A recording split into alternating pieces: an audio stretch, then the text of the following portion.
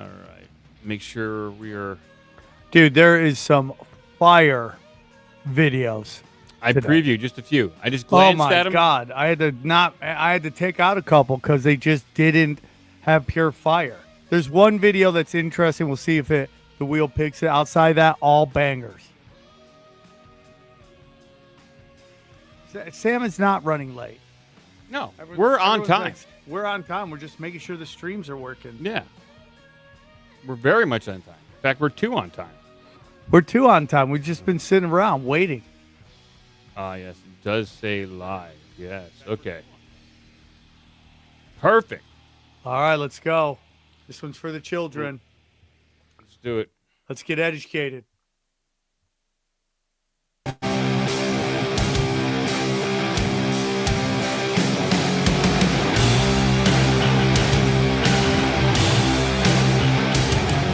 The strange, the bizarre, the funny, and the sad. In a world of algorithmic nightmares, these are the stories you find when you scroll too long.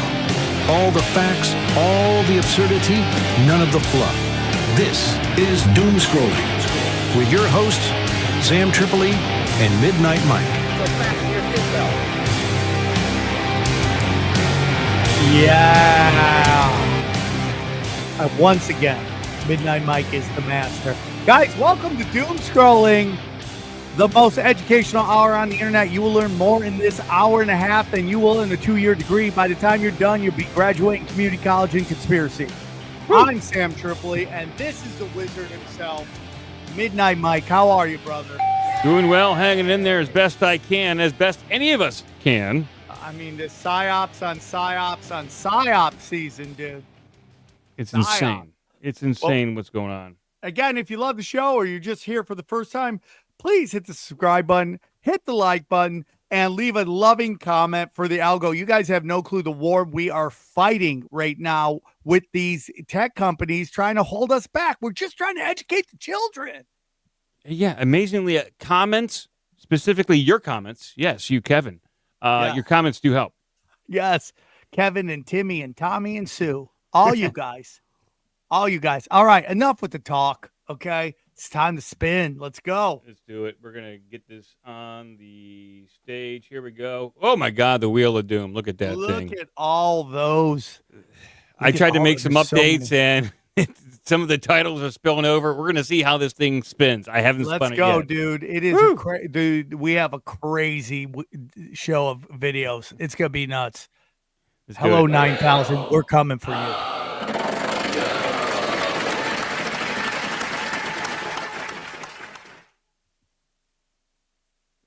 Oh my God. It's so full. Just watched a video that said that this is what they found under Point Nemo. I was today years old whenever I found out about Point Nemo, and now I'm absolutely terrified of ever ending up here. Call it irrational fear, I don't care, this is not about a cute little fish. Point Nemo is considered to be one of the most dangerous places in the world because of how remote and inaccessible it is. Put this into perspective, if you ever end up here, the closest humans to you are usually astronauts. If you travel from any direction from Point Nemo, it's going to take you more than 1,600 miles to even find land. And to make things even worse, this place is a literal spacecraft graveyard. This whole place has been used as a watery grave for decommissioned satellites and space stations, to the point where over 260 spacecrafts have crashed here. Imagine being stuck here and literal space debris falling from the sky. This is my worst nightmare. To make things even worse, the famous bloop sound that was a frequency that was recorded underneath the ocean was not far from Point Nemo. It was an ultra low frequency sound that was so loud that it was caught more than 3,000 miles away. And while many scientists have said that it's just ice quakes from glaciers breaking apart, a lot of people believe that it could be something way different. And some people have even speculated that maybe there's an entire lost city under there. Regardless, I wish this was something that I could unlearn. Point Nemo, dude. You don't want to get out there lost. Can't even swim that far. They're closer to astronauts. Yeah, I mean, they're in orbit, I guess. If you believe that, sure. Yeah, if you believe that. They got astronauts and a few boats out there circling you? That's about it. Yeah, she was hot, though. I mean, that adds to the whole clip. Sure I'm really excited because that clip was in last week. It didn't make it, so I'm like, I'm going to slip this one in. Point Nemo from the hotties. I think it's in the the southernmost part of where Lemuria maybe that's what she was alluding to, like a lost civilization down there. So Lemuria. the Lemuria Atlantis is from way back too, like way back, right? I think it's pre-Atlantis. Whoa. Yeah, so we're talking a long time ago. Now most of the information that we have about Lemuria has been channeled, so take that for what you will. Were they called the Lumerians? Yeah, they were. Damn. Yeah, and Hawaii is rumored to be like one of the last peaks, like one of the last edges of Lemuria. But who knows? It's a fun story. Let's spin, dog. Let's do it. We learned a lot. Thank you, Hottie. Oh yeah, real quick, guys. I can't stop it. I can't stop it. Once it goes. And I fixed the wheel. It reverted back to its old ways. Oh my God! No! You are one pathetic loser. Get it out early. Holy! It's never been that early. Oh, the joke's on you. The joke's on you, Will. We only played one video, so it doesn't really hurt our chance. Look how low we are. We're sitting in high school for lower score. This is the 1156. This is the lowest we've ever been. We're at negative 1156. This is ridiculous. Oh my God, we're in Nemo, Point Nemo ourselves right now. What'd you do? What'd you do, dude? What'd you do? What did you do? It's unbelievable, dude. So crazy. I can't even remember what I was gonna say. Oh yeah, I already lost. It's gone. Okay, it's gone. Okay, let's go. Let's go for it. We'll get back on track here. Get some points back. We'll There see. we go. So stick around.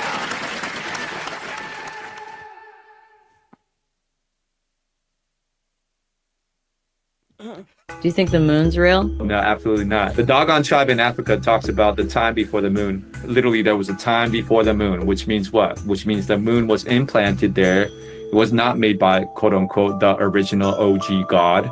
It was implanted there, and like literally, there's a whole science about how it connects to Saturn and how it's literally like an energy suck station, how it's influencing the water and the magnetism of the reproductive cycle, the hormonal cycle. We're water, we're 70-something% water. If it affects the ocean, is it affecting us? Absolutely. Saturn is communicating with the moon, and there's like a connection there, and it's pulling energy. And there was a time before the moon, which means it was planted there. Yeah. Saturn, huh? Yeah. I feel like I've heard that Saturn is like Satan or something. And when you listen to Saturn, I don't know if you've ever heard of sort of this tone that comes from each planet, but when you get to Saturn, it sounds like hell. I haven't particularly sat and listened to Saturn, but yeah, I'm not scared. Like, maybe I'll listen to it. Yeah. Why aren't you scared? You should be scared. Why are you scared, dude? You got cornrows or dreadlocks or whatever those braids are.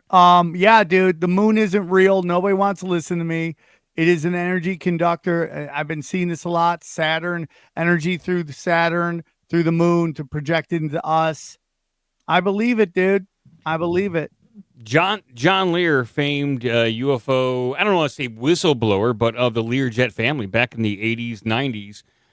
He was on. He basically said that the moon, it's where they collect souls. So when you die, and if you don't come back, well, your soul is collected and is stored there in the moon. And yeah, it's an artificial construct, possibly built or just nice nudged into place there. But the moon does seem to be. None of it makes sense, dude. It's in a perfect orbit. We never see the other side ever. Okay, it's too big to be trapped in our gravitational field. Again, there's a lot of anomalies with it. Yeah, it fits perfectly over the sun when it comes to the eclipses. It appears to be maybe not completely hollow, but certain parts of it are definitely cavernous or hollow, according to what we've heard from NASA when if they landed on the moon. I think that we did, but. And then with remote viewers that have taken a look at the moon, they say that there are structures on the moon, current and ancient structures on the moon. And on the far side, that's where all the good stuff is. That's where you have alien bases and stuff like that. So. Jeffrey Epstein's probably up there for sure. Wouldn't doubt it. Hanging out. Real quick, I just want to say, I met Danica Patrick once. She came to the Comedy Store. Couldn't be a nicer person. I was really blown away because in her racing energy, she looked very serious. And then when she got to the Comedy Store, she was just really a very nice person. I was very blown away. Very cool chick. Very cool chick. Well, I would imagine out there on the racetrack, you do want to take it fairly serious. Yeah. And so I would hope that she would be serious when driving that machine. So not goofing around too much. Yeah. Nice lady. Love to interview her sometime. Let's spin the wheel. Let's do it. Here we go.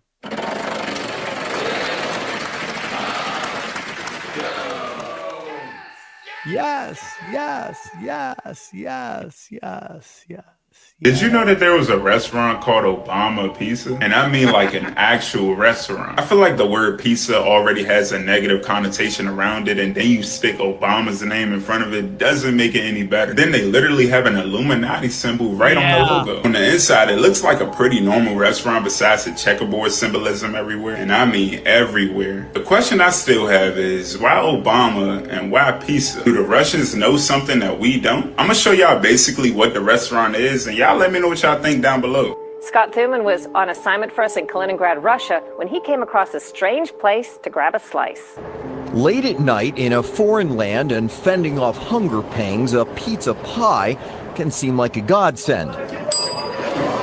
And here in Kaliningrad, Russia, a spot rarely visited by any Westerners, we stumbled upon a story while scouring for food. This is Obama Pizza. Why Obama Pizza in Kaliningrad? This word sounds funny, let's say, and it was very popular in 2013 when they opened this cafe and they decided to use this word. It may seem odd, the Russian storefronts with Cyrillic signs broken up by the name of an American president. And let's be honest, it is. After all, a picture of Vladimir Putin hangs proudly on the wall here. And locals tell us there's a running joke these days in Russia. If anything is wrong, just blame Obama. Though nothing wrong with this food. So will the signs soon be replaced now that he has two? So now that there's President Trump, will you change the name? No plans. Do you like Donald Trump? As our president Putin told that he's a bright personality, we'll see. We have no idea about him. Wow. Holy moly. Holy moly, dude. It's pizza magic, man. That was amazing. Yeah, dude. It's better than Hitler chicken that's in Thailand. What are they? They may be insinuating, Putin and the Russian pizzeria there, they may be insinuating some stuff that I don't know, Ken, man. I don't know. You know, how fresh is the walnut sauce? I want to put it on my pizza. Yeah. They might be insinuating a few things there.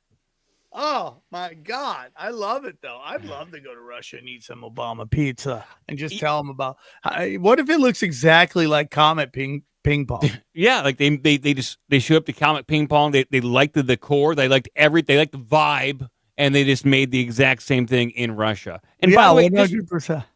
Beyond that, how good is Russian pizza as opposed to New York or Chicago style? Like, come on, America, we know pizza. Does Russia? Do they have any business in the pizza business? Probably not. That's a great question, dude. That's a great question. He did mention that the pizza was good. He said that. Okay.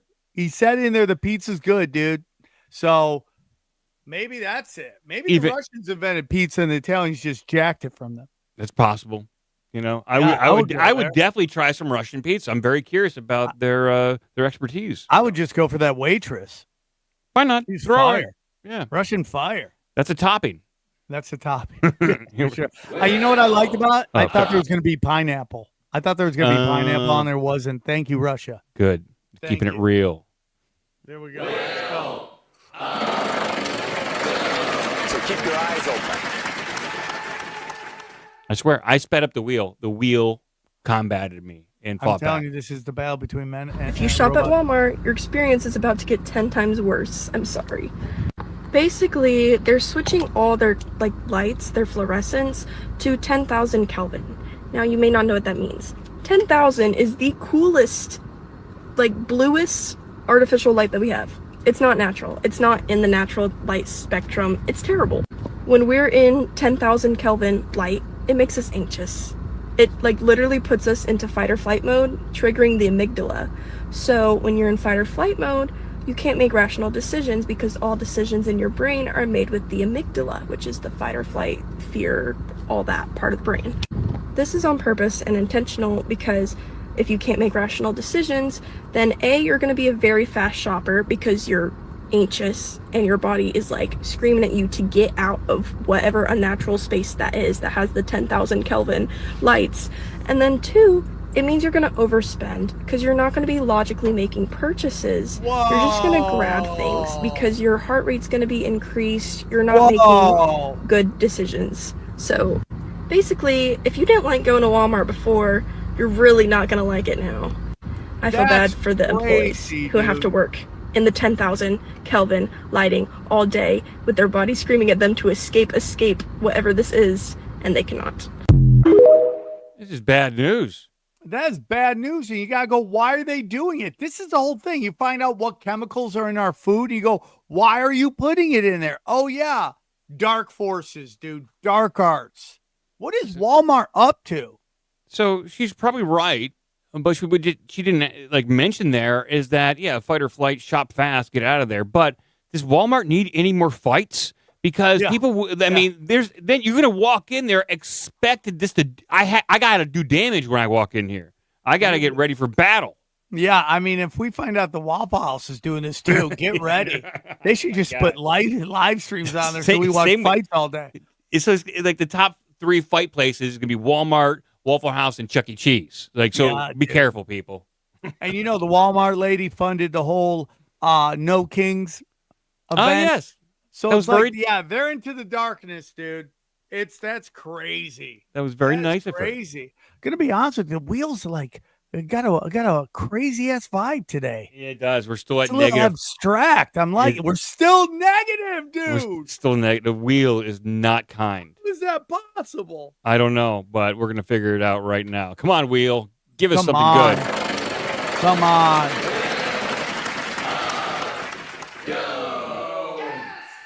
Yes.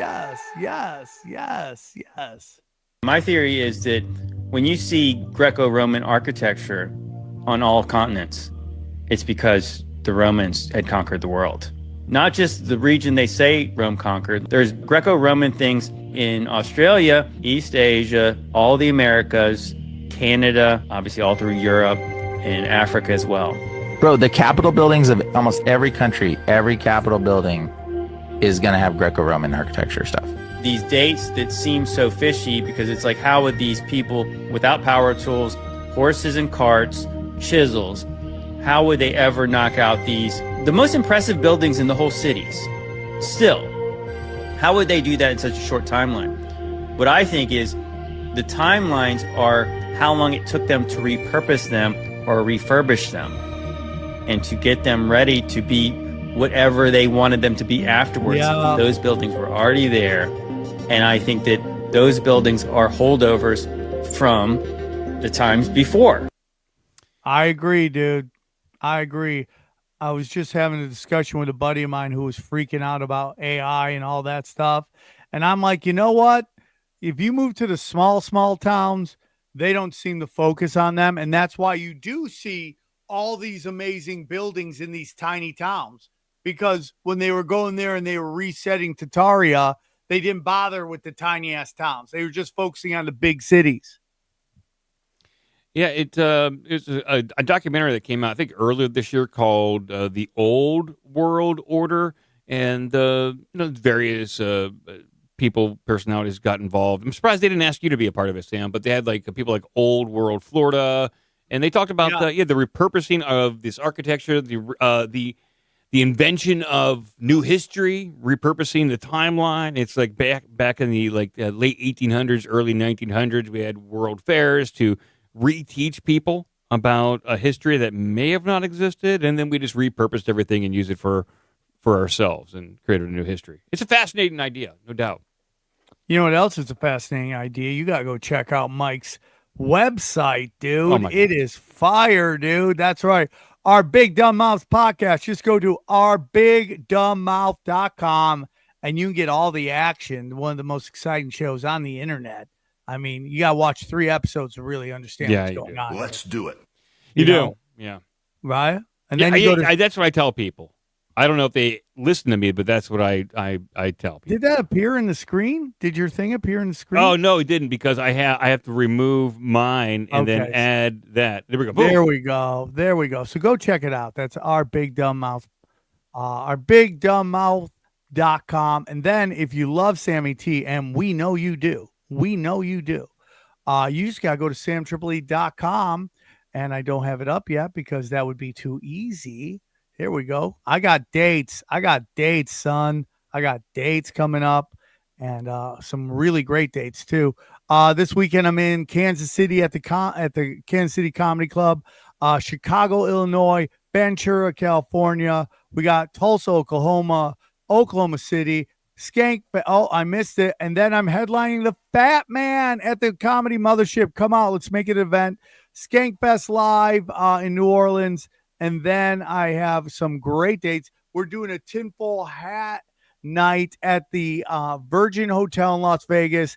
And then we're going to the Raiders versus Browns game. So Eddie Bravo and myself, we're going to see if some other people come out. And then Minneapolis. And then I'm proud to announce I will be headlining the Dojo of Comedy on New Year's Eve. So come and rock. That's SamTripoli.com. Bring it, dude. Bring it. Wait, you're going to see Raiders Browns? Where at? They're going to be in Las Vegas. It's going to be in Vegas. Wow, what a matchup! Well, it could be a shit bowl too. But it'd be fun. It might be fun though. Unfortunately, I'm a Browns fan. So yeah, you should come out, hang out. Oh, what day is that? It's going to be a Friday night show and then a Sunday night, and it's the show. The show is November 21st, and the game is the 23rd. It's possible. It's very possible. Come grab your tickets. Let's go, bro. First things first, we got to spin this Spin wheel. that wheel. Here we go.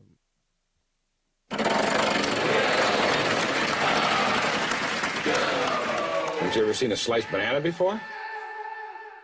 Yeah. The police thought this was a domestic disturbance, but what they found in the basement shook them to their core. A local pastor was called to a home where strange things were happening. Doors slamming, whispers in the night, children waking up with nightmares and bruises. The family was terrified, and they said that the basement was the worst. Freezing cold, full of shadows. Nobody would go down there. The night the pastor arrived, the air felt heavy. He walked into the basement, Bible in hand, and then they heard screaming. Not from the pastor, it was something else. The voice didn't sound human. It was shouting, mocking, twisting scriptures backwards. But the pastor stood firm and shouted, "By the blood of Jesus, you have no authority here." And instantly, silence. The next day, peace entered the home for the very first time in years. There is only one thing that demons are afraid of, and that is the authority of Jesus Christ. Right. To learn more, make sure to follow.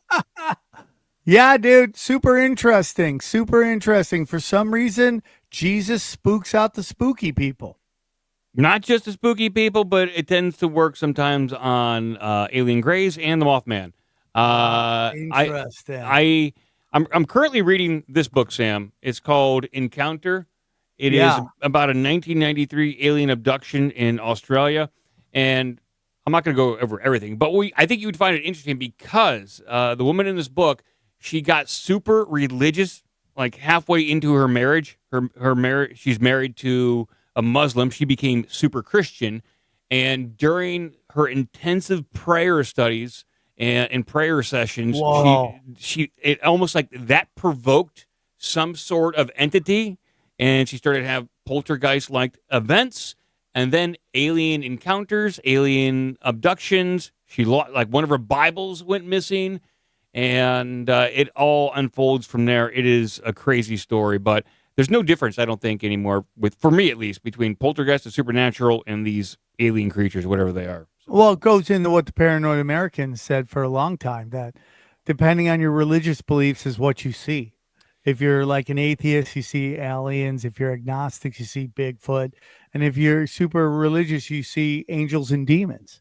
Yeah, it's curious because she and her husband, who is a Muslim, like I said, they both got abducted at the same time. What? And so they saw the same entities and can remember a 15-minute encounter in which she was under the assumption that these things had no soul, and that it's a whole big, long story. But she was under the impression that these things, they do want your soul, at least some of them, the red-eyed ones. So it is a crazy story. And so when the video we just saw there, poltergeist down in the basement, like almost demonic forces, it's not that far off from what other people encounter in their sleep when there's a big bug-eyed, red-eyed alien standing over you trying to suck your soul from you. So it's a lot crazier than anybody thinks. So I remember what I wanted to say. Guys, here's the thing. Midnight Mike has been nice enough. The videos are bigger on the screen. So if you love a content creator, all their social media is on the video. You can stop the video and check them out because we want to make sure they get all the credit that they deserve. So we appreciate them. Yeah, big time. So yeah, just stop the video if you like the video and go find a content creator. Let's do it.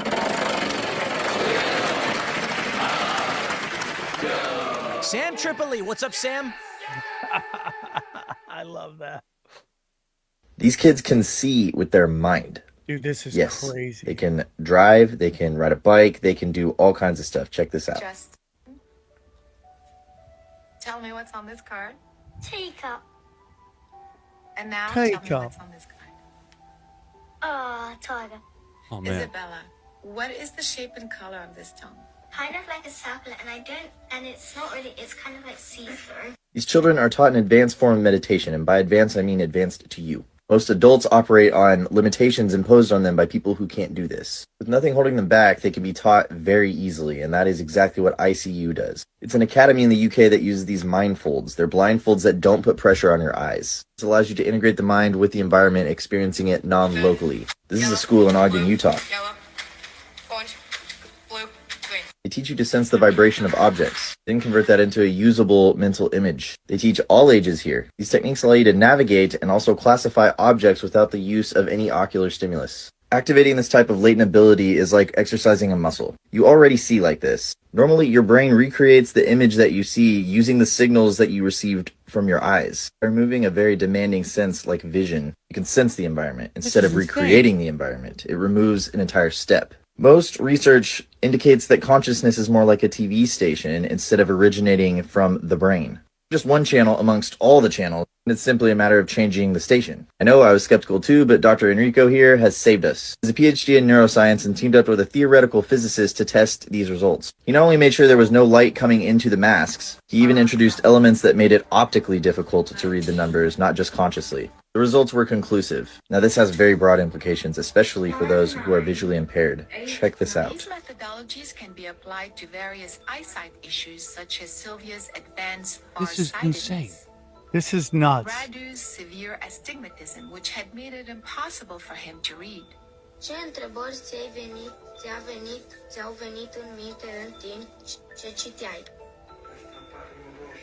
Or even the blind who are now able to perceive their environment with more ease. This isn't a new development. The CIA has been researching this since the 90s. It's called remote viewing in some circles.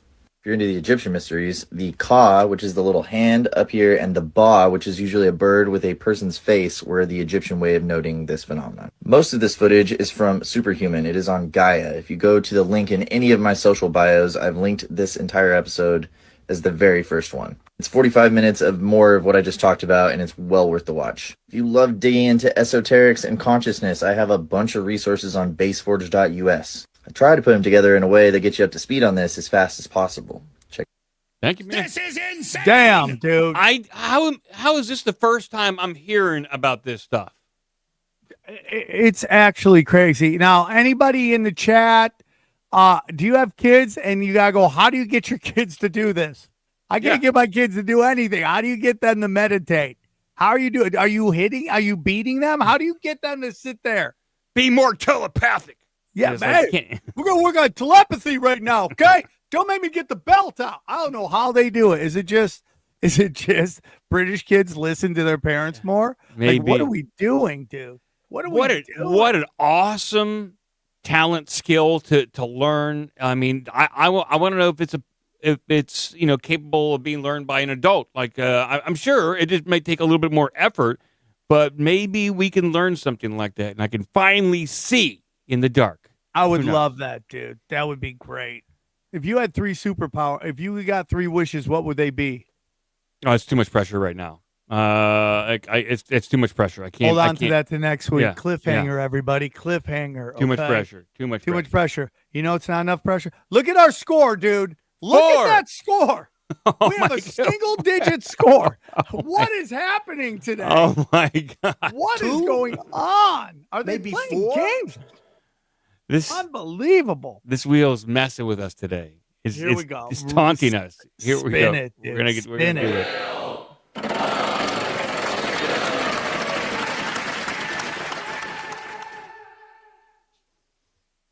What are we waiting for? Let's do it. A monk sat still as fire consumed him, but his heart survived. At a busy intersection in Saigon, South Vietnam, on June 11, 1963, 66-year-old Thich Quang Duc sat in a lotus position as flames from 5 gallons of gasoline consumed his saffron robes. For 10 minutes, black smoke rose while he remained motionless. Malcolm Brown's camera captured the stillness, images police failed to seize. When the fire ended, the monks found his heart unburned. The government seized it, blocking forensic study, leaving only spiritual lore. The day before, Quang Duc had written a letter vowing to burn for his faith. His act was not despair, but protest, a deliberate plea against President Ngo Dinh Diem's Catholic-dominated regime, which had repressed Buddhists after the Hue killings. The crisis had begun May 8, when government forces in Hue killed 9 Buddhist demonstrators. Protests surged through May and June. Days after the immolation, police raided pagodas, arresting more than 1,400 monks. By October, 5 more immolations followed, and on November 2nd, a US-backed coup ended with Diem's assassination. Police had ignored intelligence and pushed false communist claims, yet the questions still burn. Why did they let it happen, and why did his heart not? Whoa. That's crazy. Man. That is crazy. That is nuts. Your heart didn't even burn? He's a real-ass dude. Dude, that is a real-ass dude. That guy sacrificed. He just sat there. I wonder if you feel it. I had a buddy, you know Brian Callen, right? Sure. We were talking about like what would be the worst way to drown, and I go, it has to be, drowning. It's just like you can't breathe. And he goes, nah, it's not. I go, how do you know that? He goes, because I almost drowned one time. And what happens is you just become really warm. So that made me think that maybe your body has some kind of like switch when it knows it's coming to an end that kind of numbs all the pain and kind of lets you, transfer to the other side. So I wonder if that guy's burning at some point, he didn't even feel it. Yeah, I heard this, and this could have been on the TV show House, that if you have like significant burns over your body, like it burns the nerve endings, so you no longer feel the pain because they're all burned away. And so, yeah, you'll have an initial flash of pain and torment, but then I guess you can relax and really get into the burning after that pain subsides. So that guy burning for his convictions, insane. And I believe that may have been used for the cover of the Rage Against the Machine. Yeah, that's album. What they're talking about in the comments section. Yeah. Somebody called it a fake video. What do you mean? All videos are fake. Like if you think about they're all edited, right? Yeah. I mean, like, what are we talking about? I mean, that's just like crazy to me. It's just nuts. We're just in it, dude. Enjoy the ride. It's okay. We're trying to learn here. Yeah. Here we go.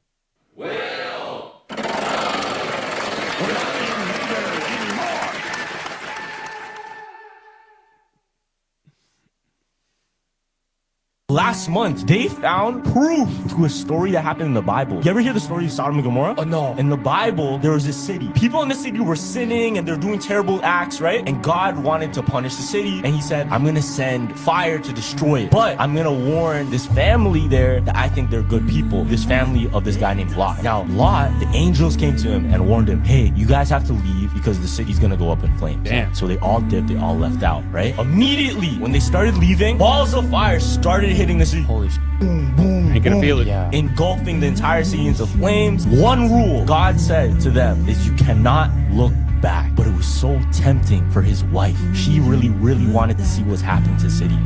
So she turned her head and looked out at the city. Yeah. And she turned into a pillar of salt. What? Just Whoa. recently, they found the Pillar of Salt. Wait, where? On a mountain that seemed to be the direction Lot and his family would have escaped from. Yo! Yeah, archaeological evidence. They found the whole city. There's sulfur. They had no explanation for it. Also, it's true that pillar is completely salt. Everything else is different material. Oh, wow. And what's so interesting, they cracked into it. They did tests and they found bioorganic material that could have been from someone or something living. It lines up to Lot's wife in the story of Sodom. Yo. I like these guys. I love those guys. Those are the Jumper podcasts. Check them out. They put out great stuff. They were one of the OGs of putting out these quick clips, so they're crushing it. I believe it, dude. I believe it. It's so interesting. All the stuff we were about to drop a fire episode on Tinfoil Hat about Lucifer and Eve. Man, Eve was slinging that pee everywhere, dude. Just slinging it, dude. Slinging it. Easy to get tempted by the snake. Yeah, just like the tree. She humped a tree, dude. Hey, I mean, something happened back then. Obviously, these stories. People, you can just call them fables or myths, but something happened, and they were documenting things that they saw as best as they could. And crazy shit. It's crazy, bro. It's crazy. After this video, we'll read some of the super chats. All right, cool. Let's do it. Let's go. So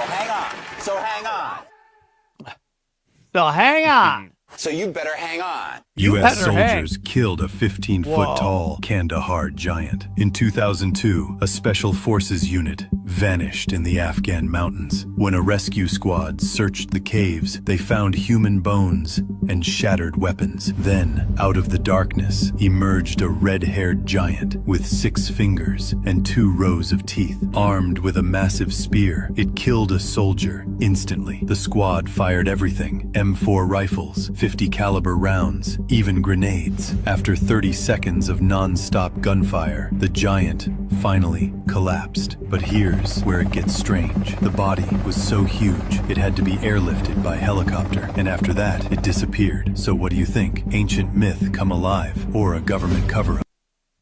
Government cover-up. Yeah. This one of these stories that I keep hearing over and over again. It's obviously a great story. It would make for an amazing piece of science fiction, maybe a great episode for some TV show or like a movie premise. But I want to believe, because we do know that there are giant skeletons, and to think that there's one still hanging around giving some problems to our boys in the Middle East is a pretty interesting story. Yeah, it is an interesting story, and I believe in it. You know what? What was it? Hillary Clinton asked for the Gilgamesh or something like that. She was asking about Nephilim graveyards or something like that in an email. Was that in the WikiLeaks email? Yeah, there was an email Maybe. where they're like, she's asking for about some weird shit. Oh, wow. I forget. If I read that, I forgot it. I don't put it past Hillary Clinton. Yeah, she's probably she's into in that. She's into something. Real quick, this is a great one. This is from Alexander Downer. My wife's 1.5 years away from believing in flat Earth. I love it, dude. If you find a chick in the flat Earth, put a ring on that finger. That's what I've said. That's a number one way to know they're great. Sam, Thai pizza in Long Beach, 10th and Redondo Ave.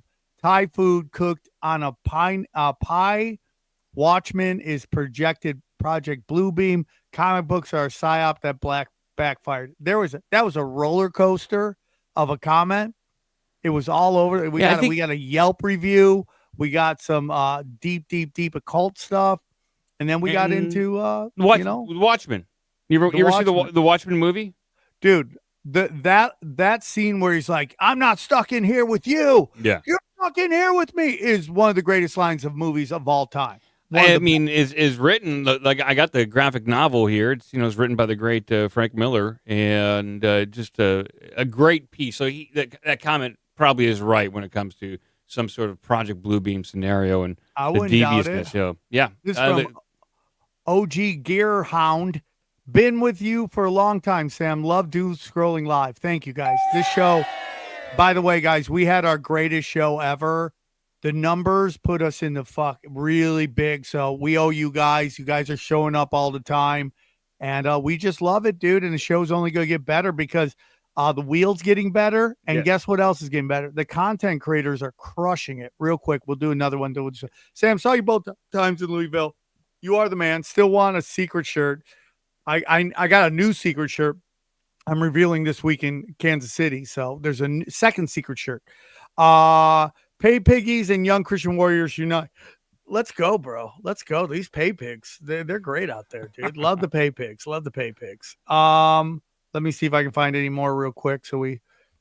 Oh, here we go. This one's a nice one. Do you like new music and in-depth interviews with musicians? Check out Blue Dreamer broadcast on all platforms. Love and respect. Yeah, we'll do some shout outs for you. We'll promote your podcast. Sure. This is the podcast of the people. This is a podcast about podcasts. Yeah.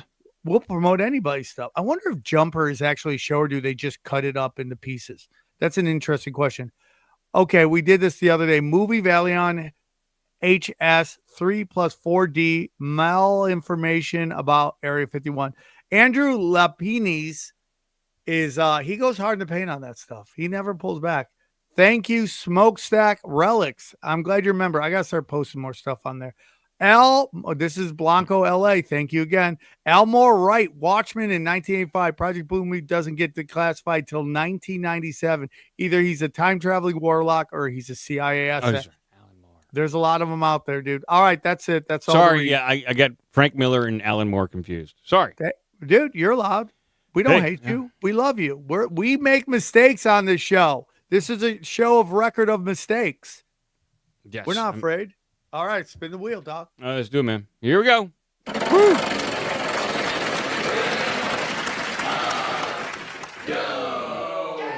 Go. Interestingly, Iowa is the highest cancer rates in the country. So if there's 212 countries that measure cancer rates, we have the highest in the world. Iowa is actually the highest rates of cancer of any place in the world in the history of human civilization. Okay, so my non-medical guess is that it's in the middle of farming country and pesticides, and it might be. We spend 40 times more as a country on treatments for cancer rather than studying how to prevent cancer in the first place.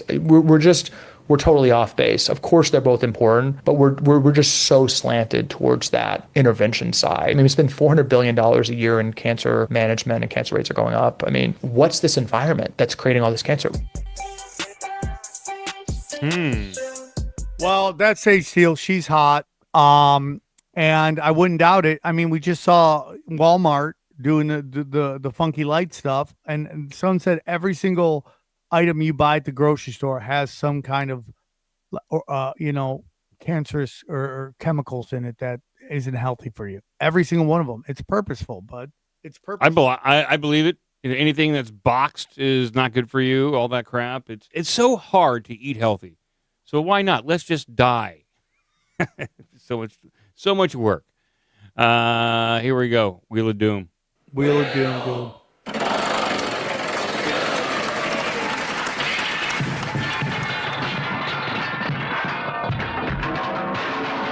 That dude said he ate in a remodeled Cracker Barrel and he hated it, and I want to join in on the hate. Look if the at Cracker that. Barrel don't look like the Jim Crow South, I can't eat there. You got to have the racism aesthetic. You got to have the rocking chairs and the hint of segregation in the air. Yes. If I don't feel like I'm on the set of Sinners, then how do I know I'm in a Cracker Barrel? This is a gentrified Cracker Barrel. They done took all the character out of it, and I know the edges of the pancake ain't burnt. I gotta feel like somebody wants to say, "Good morning, boy," when I go in. I agree. With respect. I want that too. Yeah. And no respect at all. I feel like they want me to work there, but they don't want to pay me ever, and I've got to live there. That's Cracker Barrel's thing. If you take that away, what is it? A Denny's, IHOP, a place I don't want to be at. I couldn't agree more with this guy. He may have been sarcastic, but he's spot on. If they don't got that, what do they got? Not much. Yeah. I want to walk into like I'm at Sanford and Sons. There's just junk all over the place. And you're like, it's antiques. It's junk. And I like it. I want to feel like I'm in grandma's house. I don't want to go to some sterile environment that looks like I'm at some food court. What are we doing here? And there's a lot of controversy around that Cracker Barrel rebranding the logo. They took away on the logo that the old timey guy on the left hand side, and it's just basically a flat logo. It feels like design in the rebranding. It's all regressing. It's like the whole flat design thing was pretty in about 10 to 15 years ago. Design should be better at this point. It's they're not really thinking too hard about this stuff. And dude, the great Crackamiko, who incredible rapper, content creator, he said they took out the barrel and the cracker out of the Cracker Barrel logo. Yeah, like what are we doing here? What's the point? Like are they trying to freshen it up so like young people will go there? They're not going to go there. Yeah, keep the audience you got. Yeah, I mean everybody wants those young dollars. Well, young people want stupid stuff. Yeah. Go to the old people that are tired and they just want to sit somewhere and feel like they're in grandma's house. What are we doing here? It's these terroristic old white women. They are. They're terrorizing brands. A white female CEO, you're in trouble. You're in trouble. She's going to completely flip everything. It's like what Joe Rogan said about Scottsdale. It looks like a 70-year-old woman decorated the place. Right.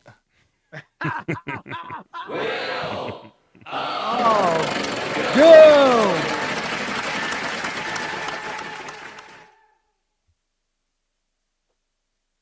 Boom. Come on. Southbound Long Beach now making another westbound turn here, finding another gas station. He's going to get gas. Shirt covering his face. Clearly aware of the helicopters, but pretty unaware of the fact that he's pretty much on his own down there. There's really nobody pursuing him anymore. All of the law enforcement is pulled off. LAPD has abandoned this pursuit. I mean, he couldn't be acting any more suspicious, I'll tell you that. Just dropping the drop.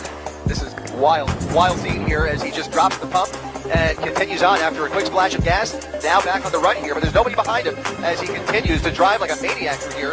And now getting back onto Long Beach Boulevard. There's CHP now, just about 1 block behind him with lights and sirens flaring. He'll come out the other side of this overpass, or he could pull the classic move. Hello, how you doing? There he is. He's coming out the other side. That's not him. He is now underneath. He's out. He bailed. He's out. He pulled it. He bailed under the freeway, and the vehicle is rolling. Law enforcement pulling up here, spotting the lonely vehicle that he is now hiding underneath the 10 freeway. That vehicle just rolled. Gosh, if he walks away from this, I tell you, this was a wild one, Mark. Wow. He got away, dude. He pumped gas and he got away. He wasted all that gas. Like, how much gas did he get? If you're going to bail on the car, what are you doing? $10? Which is in California? Yes. Yeah. So, yeah, you're not going to put a whole bunch in there. You basically think you got like 15, 20 more minutes in you, and that's it. And you get out, dude. Oh, my God. Dude, imagine being in a police chase and you're not even being chased. You're just on the run from the law, and the law's not after you. He could have went into the store and hung out in there for a while until this whole thing just blows over. Because it looked like it was about to blow over. Like, it was like, no, like he parked the car. Everything would have been fine. The cops weren't right there. He had the perfect opportunity to go in there, get a snack, and just let the whole thing go. But no, he had to get back in that car. Wacky Jackie thinks, she says, run, Tyrone. I think he was a fat white guy. Yeah, maybe. Yeah, I think he was a fat white guy, dude. I think he bailed out in the car. He's probably acting like he's homeless. Easy to do. Have you ever seen the video where the guy is in India sleeping and the tiger walks up and sniffs him and he smells so bad he just walks off? No, I haven't seen that. I like that one. Dude, I would just play homeless. Yeah. Play dead. Like, oh, Dad, I'm just a homeless. I'm a crackhead. I can't drive a car. I'm just a crackhead. All you got to do is find people all hyped up on, they're doing that fentanyl like lean. You just do the fentanyl lean, and then you're in disguise. Classic ninja maneuver. Everyone's like, where is he? There's just nothing but lazy, fat crackheads around here. Why are they fat? They're crackheads. Keep running. Keep looking. All right, come on. We're up to 1554. Oh, my God. That 9,000 just is so far away. We need a video that gives us 4,000 points. This is what we need. This has been a 4,000 point video, dude. This has been a bad day. The wheel is sassy today. This has been bad. Just bad news. Bad things are happening. Bad things happen. Creepy last words people said right before dying. John said that back in the 80s, when he was a young patrol officer in Phoenix, Arizona, he was the first to arrive at a motorcycle accident. The Harley Davidson was torn apart across the asphalt. The rider, a big man with a thick beard and arms covered in tattoos, lay crumpled beside the wreck. His chest looked wrong, sunken in. Each breath, a desperate gasp. "I need to go to confession," he choked out, blood bubbling at the corner of his mouth. "Should have gone yesterday," he said. John said that he knelt beside him, trying to keep him talking, but the man's eyes were wide, darting at things that John couldn't see. "I've done terrible things," he said. "Murder. It's coming for me." His voice broke into a panic chant. "Please, God, help me. God, please help me." Then softer. "It says my soul belongs to him now. It has horns." John said that his last words came out in a trembling whisper. "I'm going to hell," he said. And with the word hell, the man's body gave one last shudder and went still, his expression frozen in horror. The paramedics pulled up less than a minute later, but John knew that they were already too late. Dude, that's crazy. That's crazy. That is a huge fear. You think you've been a good person, and you think you do all the right things, but you still go to hell. Like that, not that guy. I'm just talking. You about gotta myself. repent, dog. That's the Talking best about part of myself. Christianity. You can do some fucked up shit, be like, I repent, and they're like, okay, you're good. It's crazy. Sam Kinison. That's a very famous story about Sam Kinison's death. I think Carl LeBeau was there, and he died. And he got out of the car, he stood up, and he started having conversations with somebody that Carl LeBeau couldn't see. And he goes, "Why now? Why do I have to go now?" And he goes, "Okay." And and that's when he died. Damn. And Sam Kinison, no pun intended, was riding high at that point in time in his life. Yeah, well, dude, he did. I mean, you want to talk about someone whose career got destroyed by blow? That's a guy right there doing a lot of shady shit. Yeah. I gotta ask you: is it doom scrolling one word or two? What's your opinion? I don't know. I think it's 2 words on the podcast, and maybe it's a compound word. Maybe there's a hyphen in there. Get in the comments. Is doom scrolling one word or two? Vote now. Vote now. Is it doom scrolling or doom scrolling? There's no G, though. That's the only thing. That is a shout out to upstate New York, where I'm from. We drop our G's. We don't have G's. I'll consult the Oxford Dictionary during. We don't say walking. We say walking. Walking. Yeah, Christopher Walken. Yeah, it's not Christopher Walken. It's Christopher Walken. Some people say it's 4 words now. I don't know how you get that. Okay, but right now 2. It looks like 2. They're voting for 2. Okay, 2 words. All right. Well, take it. You guys, I say it's 1 word. Some Asian chick said it's 1 word. Oh, okay. I believe her too. Yeah, I mean the Asians are smart. Yep, they know their shit. Good with numbers.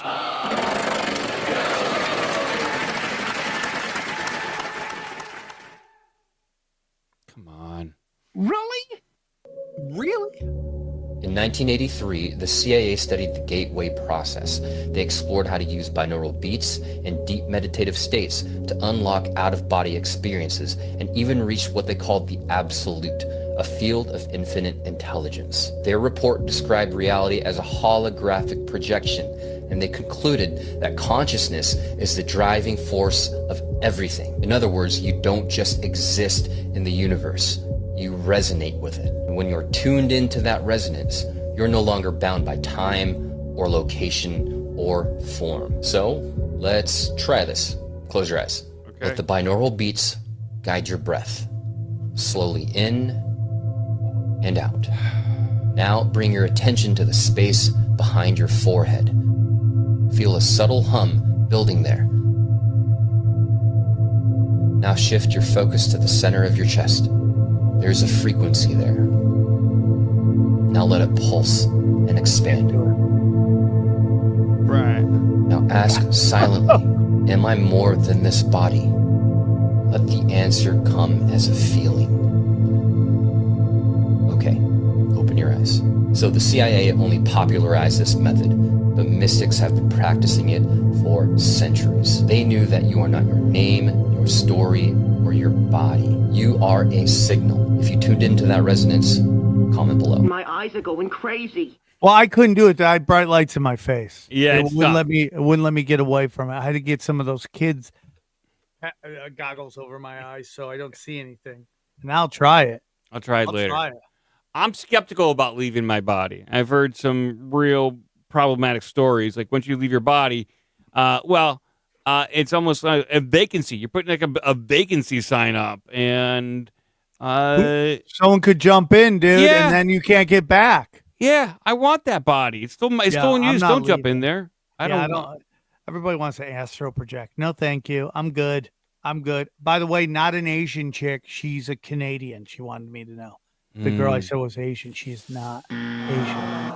I'm surprised the wheel didn't take points off for that. Yeah. And no one's perfect. All right. Nobody's perfect. Hey, dude, this is a show that makes mistakes. We don't care. We just own it.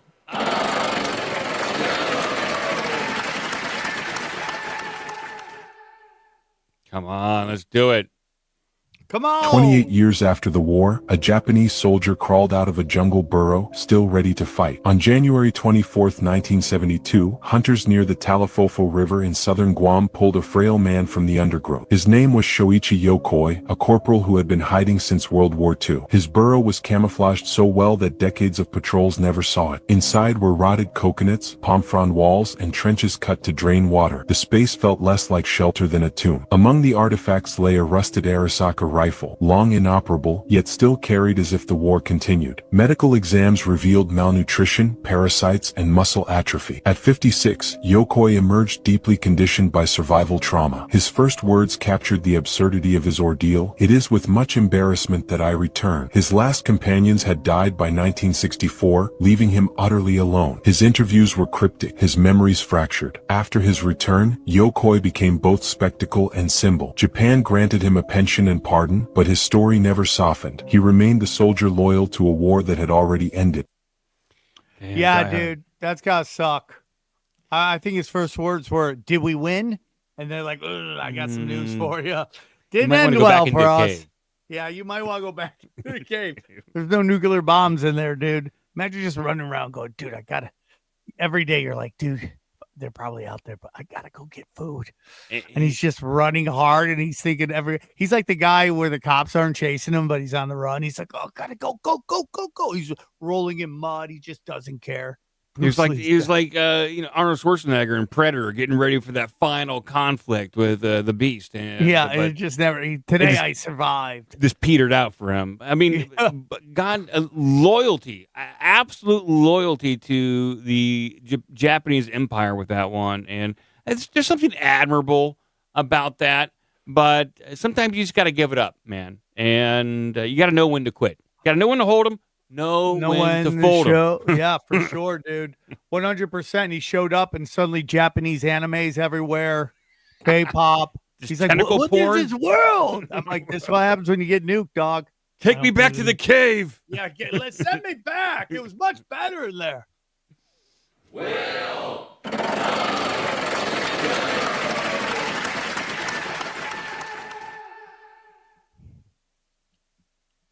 So apparently after World War II, they did an insane amount of nuclear testing. I saw this clip. They interviewed the British atomic veterans. They used a lot of soldiers for experiments. Some of the clips they were talking about, so they would be on a ship in the ocean, and they would set off a nuke, and they would say, "Okay, now cover your eyes with your hands." And they said with the brightness and radiation that these nukes put off, they said they could literally see their bones through their skin. And one guy said, talking to the interviewer, he said, if the bomb were to blow up behind you and I was staring at you, he said, I could see every bone in your body. And what kind of cancers do these men have today? I don't know. They're all old dudes, so probably all like superhumans now. That's crazy. Yeah. It's like literally holding a flashlight or something kind of similar, but just fully transparent. But he said you do this and you would see your bones in your hand. The tan lines would have been crazy.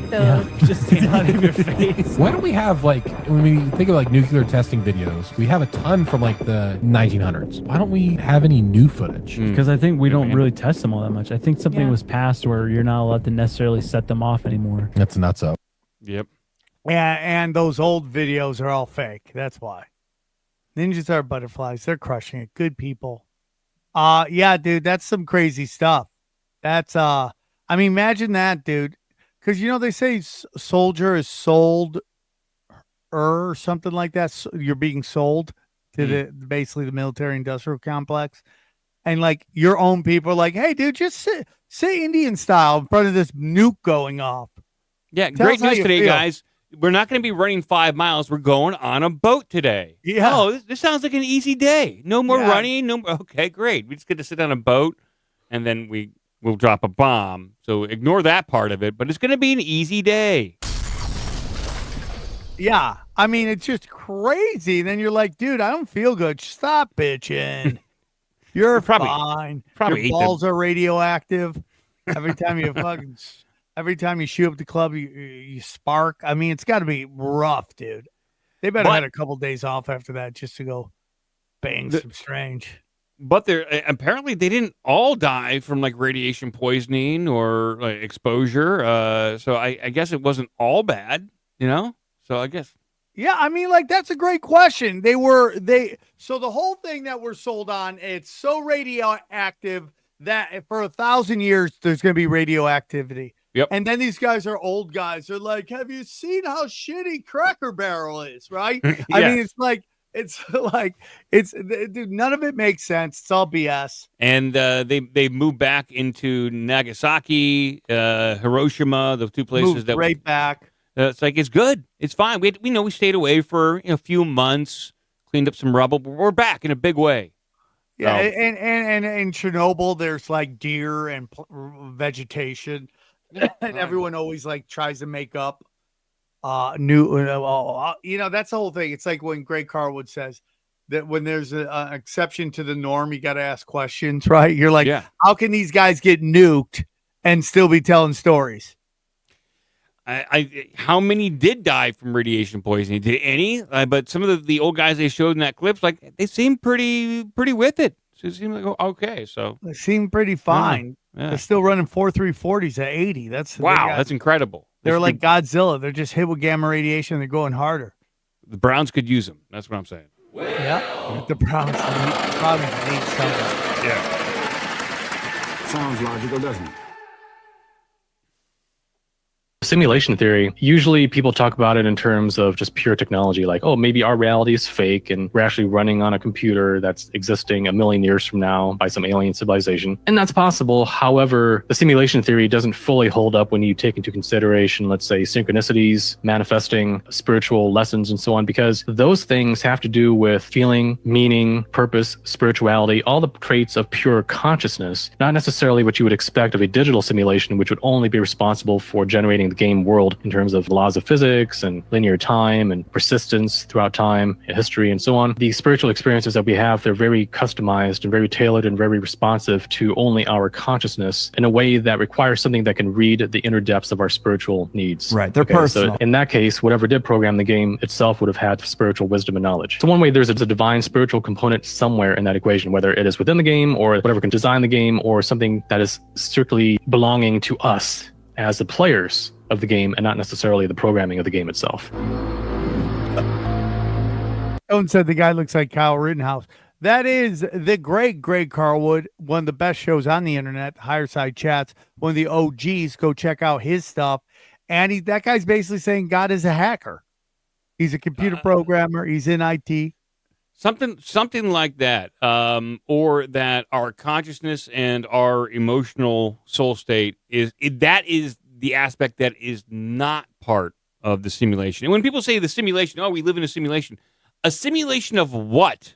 I always ask that. So is it a simulation of real life? So there's another real life out there that's a simulation, or is this just a construct that we're living in order to experience certain emotional events so hopefully we can level up?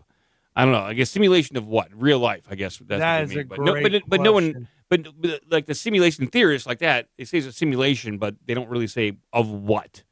Typically, when you write a computer model, hey, I'm going to try to simulate clouds. I'm going to try to simulate what it's like when a tidal wave hits. That's a simulation when they do it in a computer model. But this, what do they mean by it? I don't hear an accurate explanation of that. So, well, you're one of the guys who came on and talked about how these paranormals could be old programs, right? Yeah, zombie processes, and if I do lean that we live in something like a construct, like some sort of You can call it a simulation, a real life simulation, but our consciousness, I should say, our brains tune into frequencies which dial in our consciousness, and everything we see here is explainable by in computer programming terms or modern day infrastructure architecture when it comes to how computers are set up and deployed. I think it's all explainable, especially things like the Mandela effect and like the spiritual stuff. I think it all works into that model in some way. Yeah, I agree, dude. I agree. It's upsetting. It's upsetting, but that's what we do sometimes. Upset people. So we'll read more of the super chats in a few. We got about 15 minutes to Sam's Corner. Let's go, bro. Let's do it. Come on. A horrifically low score today. It's sad and pathetic. I don't think most of you are ready for this one, but if you are, then check this out. Okay, in June of 1962, 3 men vanished from one of the most highest security prisons in America, Alcatraz jail. Frank Morris, John Anglin, and Clarence Anglin, 2 brothers, escaped from the most secure prison on earth. Apparently they used paper mache masks and a raft that was made out of raincoats. The FBI and the authorities searched for years and found nothing, and in 1979 the case was closed. Official word was that they drowned, but unofficially no one actually knew where they went. Now 7 years later, the world watches in awe as 3 new American heroes step onto the world stage. Neil Armstrong, Buzz Aldrin, and Michael Collins. The Apollo 11 astronauts, supposedly the first men to ever walk on the moon. But take a closer look. Compare their faces, compare the structure, the eyes, the brows, the jawlines. Do you really think this is a coincidence?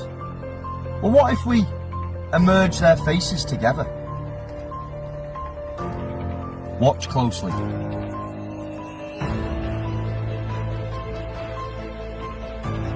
Wow. I love it. That's crazy, dude. I don't know, man. I think they use these. I think that they use the characters and players over and over again, dude. That's way out there. That's not something you want to bring to your girlfriend on the first date. No. Okay, you gotta go real deep, dude. You gotta go real deep. Don't tell anybody at Cracker Barrel about that one. Don't bring that up, especially the new Cracker Barrels. They're not old Cracker Barrels. They probably thought about it. New one, they're all NPCs, dude. They're not gonna like that. But oh my god, that is a new one to me. I really like that one. It's fascinating. Great plot for a movie. It's a crazy one. Oh, and we still haven't had a video of the week, and no. we've had so many great ones. I know. I guess we're so focused on the horrible wheel that we're kind of like in a funk. I'm not. I think the wheel's great, dude. Okay. I think the wheel makes the show, dude. Come on now. Let's do it. Beat it up. Here we go.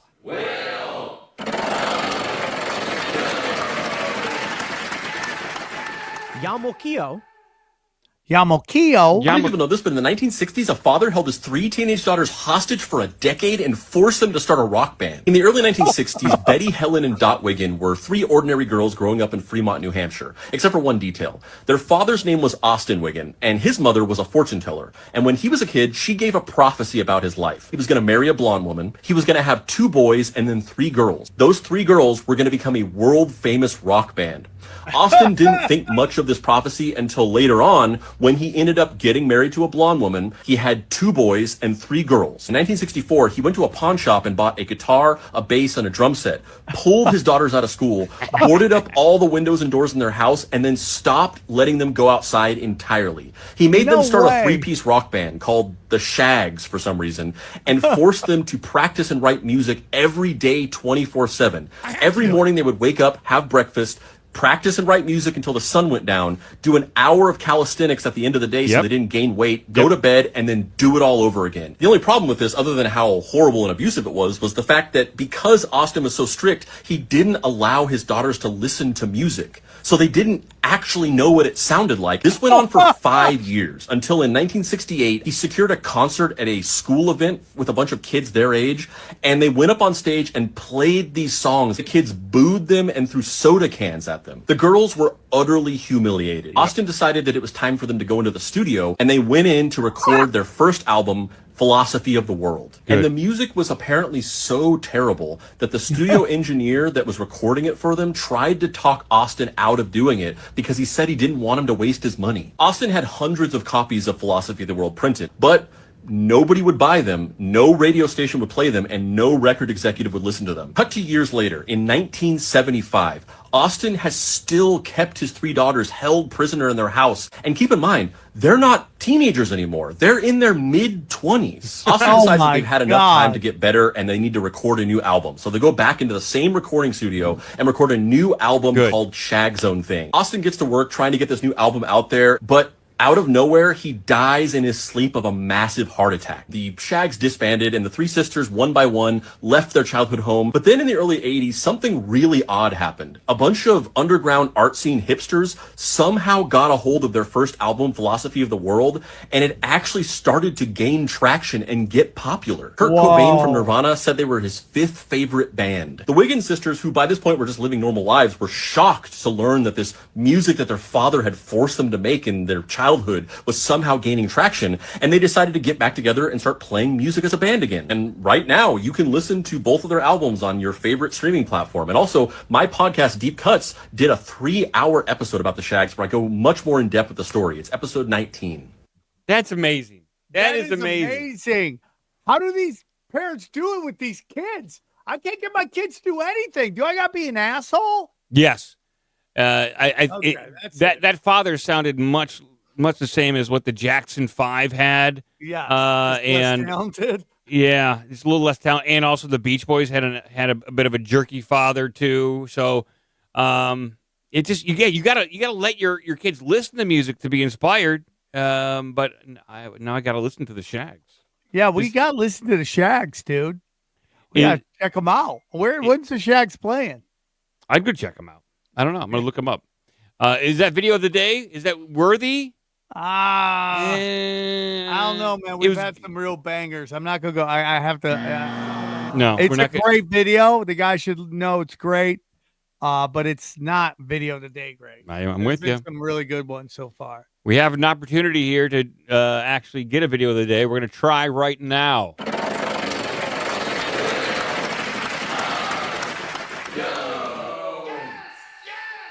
I would probably start that conversation with what we do agree with, right? That'll be a logical place to start a difficult conversation. For example, MAGA, Make America Great Again. They have a point. America is not doing so great right now, right? Our kids' math scores are down. Our children's science scores are down. When judged according to international metrics, healthcare system's not doing so great. Wealth gap disparities increasing exponentially. There was an implied promise to a generation of Americans that if you do certain things, work hard, go to college, be a good person, you would have certain outcomes. And those outcomes didn't materialize for majority of people because baby boomers entrenched in decision-making positions lowered the capital gains tax so that their net worth essentially compounds year after year. And post-World War II, U.S. leadership traded the domestic manufacturing industry for national security by making the U.S. dollar the default international trade currency, which gave America the ability to impose economic sanctions on foreign countries through a U.S. financial banking system, but consequently increased the value of the U.S. dollar astronomically, which made it impossible for anyone to manufacture anything in America. Although the logic at the time was that Americans were supposed to upskill en masse away from the menial manufacturing jobs. But everyone here's too much of a dumbass to stay in school, so we just traded domestic manufacturing to Asia and the rest of the world at the expense of working class families. But if you don't read enough, it comes out as, let's go, Brandon! And it's like you have a point, but you don't have the vocabulary to describe your reality. That's a great bit. Yeah. I featured that bit on my Instagram. Ronny Chieng is great. Someone's calling him CIA, but I think he's great. I thought that was and there's more to it, and it's a fire bit, and he's totally right. It's like we've been turned into emotional monkeys. I'm not someone that thinks nationalism is bad because it exists everywhere, except for maybe these Middle Eastern countries where they're more tribal than they are about state country lines and borders like that. But everywhere else is like you're allowed to love your country, except in America. So rich kids pound on poor kids for having any kind of love for their own country. It's okay as long as it doesn't go too far. Moderation is the key for everything. Everything. If you're into too much, yeah, right. I mean, like if you love Brett Favre too much, that's a little creepy. Yeah, he doesn't like that. You got to have a healthy boundaries. Buy a sweatshirt. That's enough. Yeah. Okay. Well, someone from Canada says, "I'm from Canada. Fuck this place." Yeah, because you've allowed these Marxists to take over, and because you're too nice, you're not doing anything about it. There are good aspects about every place. You just got to find. I mean, Canada's fire. Have you ever been to Toronto? There's some great places in Canada. Yeah. It's what humanity is possible when you don't spend 50 cents of every dollar on the military. Yeah. I love it.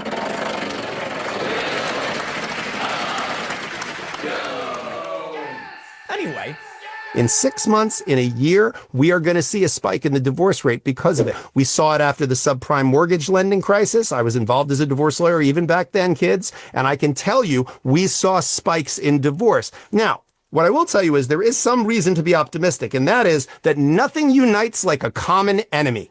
When someone loses their job or they're going to lose the house, there is also a phenomenon where people go, oh shit, we're going to lose the house if we don't get it together. And it bonds people together. This is also why when people have a baby, they very often bond together in real ways. It's like a Stockholm syndrome that happens where the trauma of what's going on outside makes them go, hey, we got to like align forces and move forward against this common enemy or this common problem that we have together. So again, I know that's going to seem contradictory in some ways.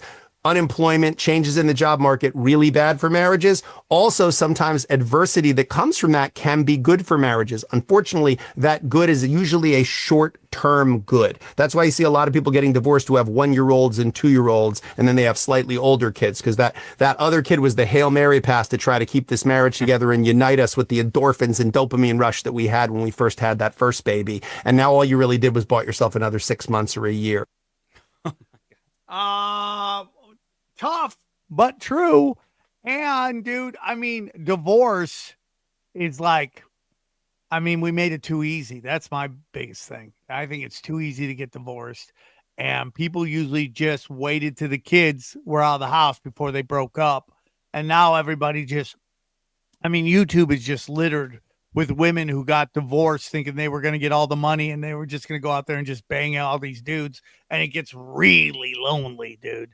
If you find somebody you like and you can stand them and they can stand you, keep it going, dude. It's ugly out there. It ain't. It's tough. I would not want to be single in this day and age right now. I mean, these apps have destroyed it. I would not do well. I don't come across well on paper. I've been told this. Okay. And there's no profile that is gonna like punch me up, and then you gotta get someone to go over your profile, and you gotta hire a profile specialist. It's like this. I'll just go to the bar. Well, dude, you're a Nephilim. People might not know about this. You are a very tall man. You're good looking. Okay, you're blessed to be married to a beautiful woman, and we want to keep that. Yes. But actually, dude, I think you would crush it out there. No, but I'm talking about like a profile, like if you had to go like online dating, doesn't like it's not like it's not. I tried back in the day. It does not work for me. It's People not are easy. asking about my shirt. I'm a slut for deviled eggs. Okay, that's why I want everyone to know. It's true. Just I think we have time. Yeah, go on. I think we have time for one more. What were they saying? One more video. Today will be a day. It was a lot of banger videos, but we really got kneecapped early. I think the wheel wanted to show us who's boss. Pretty much. Yeah. It took us to great heights last week, and then it says now we can take it really low. Yeah, it just wants us to know. Just keep your head on a swivel. Yeah. Here we go. And one last one before Sam's Corner.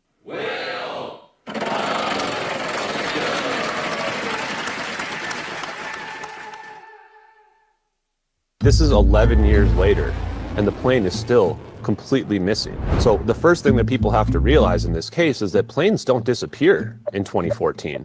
The engines are supposedly being tracked. We have hundreds of, if not thousands of satellites back in 2014. Now we have tens of thousands potentially of satellites in the sky. We have acoustic systems that can hear a tiny submersible implode near the Titanic. So we would have heard a plane crash. And then lastly, we have these over-the-horizon radars, including one called the Jindali Operational Radar Network in Australia. They can see for thousands of miles. How is it that nobody saw this plane? If you look at all the evidence that was never released, we have satellite data, acoustics information, telephone information. Nothing was ever put out to the public. So clearly, there's some form of cover-up. Where'd he go? What are your thoughts on that, dude? So I think this guy, Ashton, he is a bit too much into it. Oh, snap. So I like the premise. You know how you just said, you know what, nationalism can be good, but just, you want to be in moderation. This guy has no in moderation with MH370. He goes all in. He will argue with people online, attack people.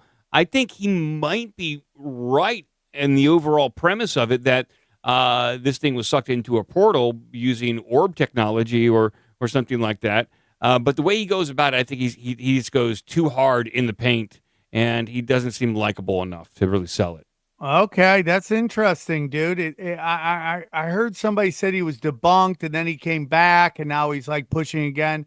I've wanted to get him on my show. The door is open to Austin if he ever wants to come on the show, Ashton or Austin, whatever. I think it's maybe Ashton. Yeah, Ashton, you're welcome to come on the show, and we'll discuss it. But yeah, man, it's he's been really pushing this up. By the way, I don't think anybody's above any of that shit. Okay, that's all I gotta say. And no one's above all that, dude. Yeah, I know. I heard the videos. I've seen some of the videos that debunk it. Some people tried to recreate it. The problem I have is that the debunking videos, well, they're made with current day technology. We're talking about a video that was possibly created in 2012 using Adobe Premiere, After Effects, that stuff at the time, and it looked like it's a fairly complex piece of imagery to kind of resolve and create on the fly. So either a super detailed, convincing hoax, or it's real, or both could be true too. Very crazy. Yeah, it's all a crazy right. story. So here we go. We're gonna do Sam's Corner, then we're gonna read the final super chats. We always read your super chats. Here we go. I got a couple videos. I should have made sure it worked before. We didn't do it, so let's hope and pray. Here we go. We don't know exactly where eels come from. Eels have no reproductive organs. Thousands of years ago, people noticed this and were like, okay, then where do they come from? Aristotle came up with a theory that when rainwater mixes with mud and it washes into the ocean, that becomes an eel. Aristotle's logic here made no sense, but for thousands of years, that was the accepted truth. Here's what's interesting. So there's this guy in the late 19th century, and for 10 hours a day, for years, he'd dissect these eels and try to find their reproductive organs, and he never found them. And it messed this guy up. We have letters that he sent back to his family. He said, when I close my eyes, I see the carcasses of eels. Eventually, he abandoned it, and he went on to become Sigmund Freud, the psychologist. Wait, you're serious? Sigmund Freud, 100%. To this day, we don't know exactly where eels come from. We have never seen a wild eel or an eel in captivity reproduce at all. We've never seen it happen. They've attempted to breed them. It's not worked. They've attempted to chip them with satellite positioning and follow them. We've never seen it happen. Eels are weird, man. Eels are weird, man. I don't know, Sam. That could be video of the day. I'm not against that. Can you do that from here? I think we can. I think we just remove that. We're going to add this back on stage, and we are going to do this right now because that was fascinating and interesting. That was crazy, dude. Video of the day. Great job, guys. I love that guy. That guy's the best. Here we go. Here's another one. Let me remove. Dude, these are fucking fire right here. Here we go. Here we go. CIA created a fake church. Not a theory. Declassified documents prove it. During the Cold War, they launched something called Operation Missionary. It used fake Christian missionaries and churches as covers for CIA agents, especially in Asia and Latin America. They trained agents to act like pastors, preach, hand out Bibles, just to spy. And get this, they admitted it put real missionaries at risk, but kept doing it anyway. One actual CIA memo said, "Religious cover is especially useful because it allows freedom of movement and gathering information under the radar." Think about that. How many so-called pastors today are actually working for the government? You can look it up. CIA plus missionary program. It's not fiction. It's public record now. And if they were willing to infiltrate churches, how deep does the deception go? That's a great question. That's a great question. And by the way, that's exactly what the YMCAs did. That's their exact thing, is that they were basically covers for the CIA, and they helped with coups of Latin American countries. They would send. That's the whole thing with John Hinckley before he shot Lennon. No. Who shot Lennon? What's his name? David Chapman. David Chapman. David Chapman was part of and he would travel the world, and no one knew how he had the money to do it. Well, he was going through the CIA through these YMCAs, dude. Man, yeah. Well, I mean, that makes total sense because YMCAs are set up everywhere around the world. Same with churches in the same way. It's just another footprint in a country that you want to gather intelligence in. And so, yeah, it makes sense. It totally makes sense. And from the CIA perspective, it makes sense. I don't know. It's great. It wasn't so diabolical. You'd be like, dude, that's a great idea. Yeah. Here we go. Next one. Here we go. This one's interesting. Sign up for their program. You get a light-skinned, weird-faced wife that never do an interview.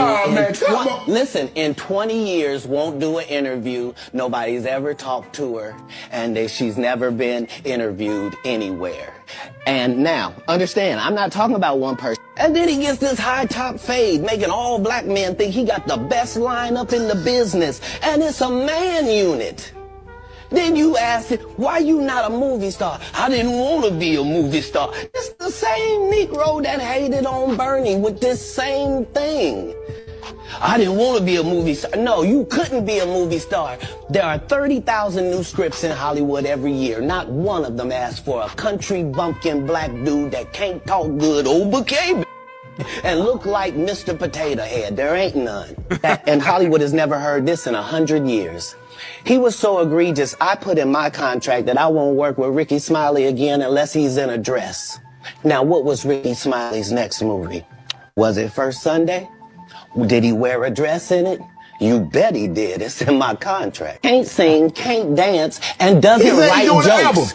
He did 4 comedy specials. They're so bad, Shannon, they're not available on Netflix or Tubi. Can I say that again for the audience? Can't sing, can't dance, and doesn't write jokes. He did 4 comedy. Man. Who was the comic? Cedric? Is that what he's saying? I didn't know who the last comic was. I wasn't sure if he was talking about Cedric the Entertainer. Was he talking about the guy who does the Family Feud now? I don't know which one he was talking about. Steve Harvey, yeah. Steve Harvey. Was it Harvey? I kind of like Steve Harvey as like, you know, he's a great host of Family Feud. I like him. I get it. Here we go. So we're going to down to three more videos, and we'll read your super chats. Here we go. This one's a little. Awesome. That was amazing. Okay, so I'm going to give you the decision. We can end on an incredibly serious video that's amazing, or another funny one. Let's end on a serious. Let's do a serious one, then end on a funny one. I agree. Yes. Okay, so this video is haunting, dude. Are you ready for this? I'm prepared. This is. Wait till you see this. This is incredible. Again, Saddam is in no rush. He lights his cigar and then he asks out into the room. What means should be used against these traitors? You know the answer, he says after a pause. There is no other way than the sword.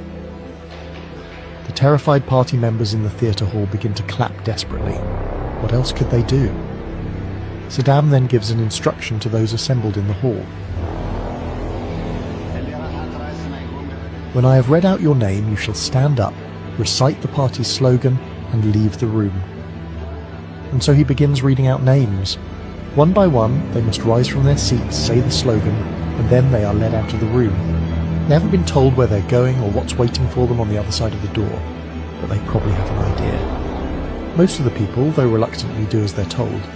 One man, however, is clearly confused at his name being called. Me? I haven't done anything, he shouts as he stands up. Saddam doesn't even bother to look at him. He just coolly repeats, "When I have read out your name, you shall stand up, recite the party's slogan, and leave the room." And then, nothing. The man just lowers his head and shuffles out of the room. Saddam continues until he has called out 68 names. He smiles and thanks those remaining in the hall for their loyalty, and then everyone stands up and once again begins a desperate standing ovation. Relief. Some even begin to cry. Up on the stage, even Saddam himself sheds a tear. Dude. Wow. That is so creepy, dude. Man, Saddam Hussein, like, cold-hearted. Cold-hearted, dude. Cold. That was a great video, dude. Yeah, all right. Final video of one of the definitely craziest, weirdest. The wheel just let us know who's boss. Mm-hmm. The wheel let us know who's boss. Here we go. Final video of the day. This is one of my favorites. Here we go.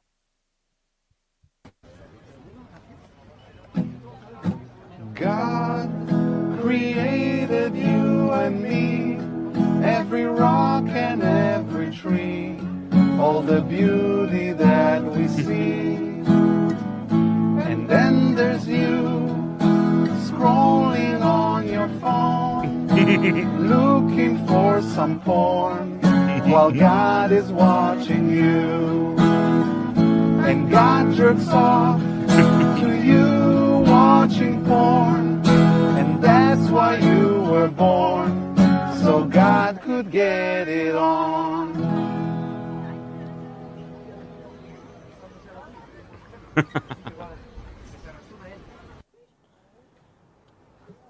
Smoking is bad, but you already know. There's an easy way to stop, and here's how it goes.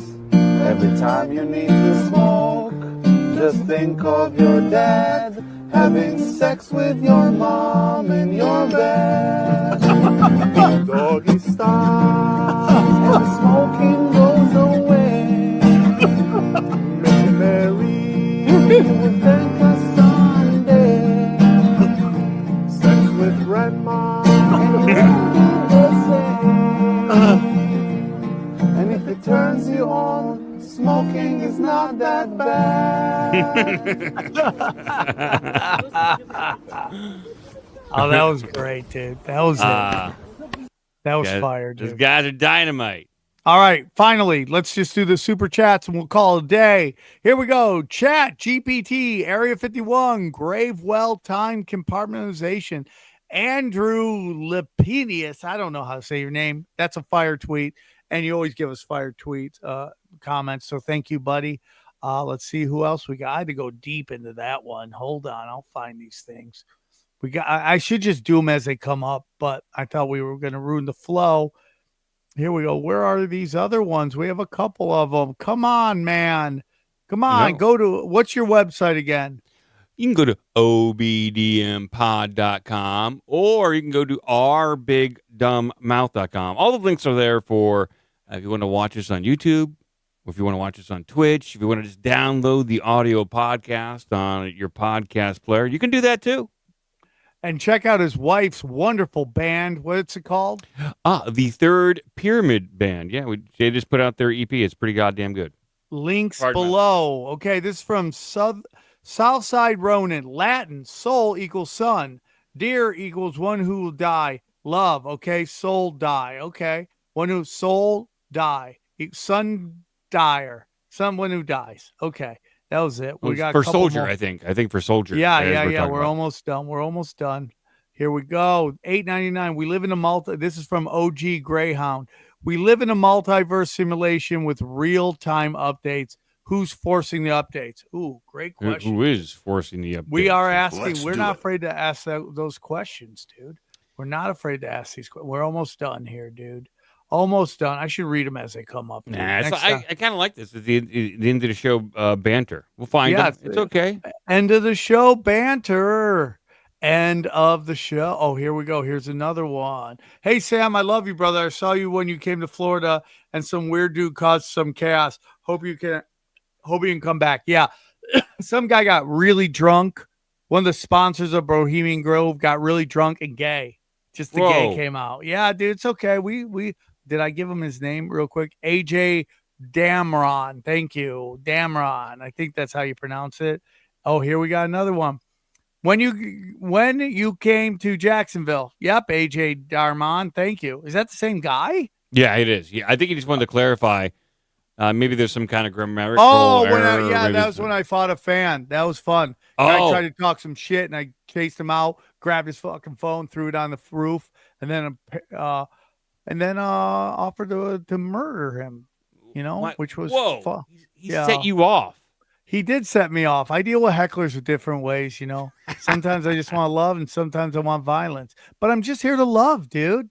We're just here to love. We got you. We got you. Okay, that was it. That was all of them. There we go, guys. This is the most educational hour, and it was a fun, weird show. You're going to have those once in a while. How do we catch the wheel? How does it feel? We don't know. The wheel fought back today. It went against all the programming I did to update it so it would spin faster. It gave up on that, and it just did its own thing. So I don't know. I got to tear it apart again.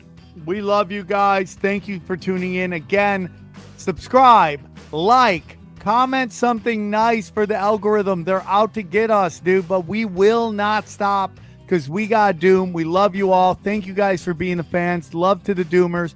I love you, Mike. Check out his website. Check out my website, samtripoli.com, and we'll see you next week. The weeks fly when you know Doom's coming. Yay.